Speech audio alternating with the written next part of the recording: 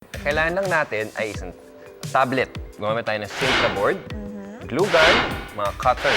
Glass pala, importante itong glass. Sintra board, kinat natin into a rectangle. Kailangan magsakto siya sa sukat ng tablet.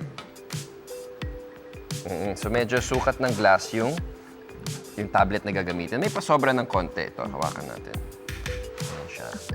Ito yung glass. And then, tatabi ko muna yung tablet.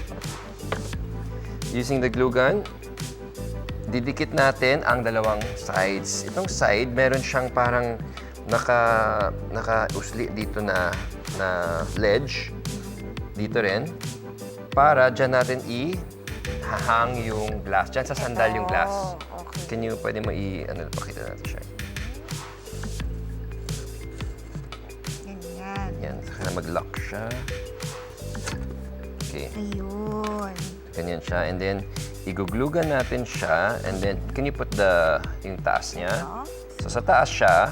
And then, may opening siya sa ibabaw, di ba? Para dyan, ipapatong yung tablet. Oo. Tapos, yung isa pa is ito.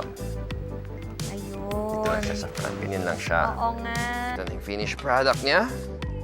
Okay. So, ito na yung ating box. Magic box.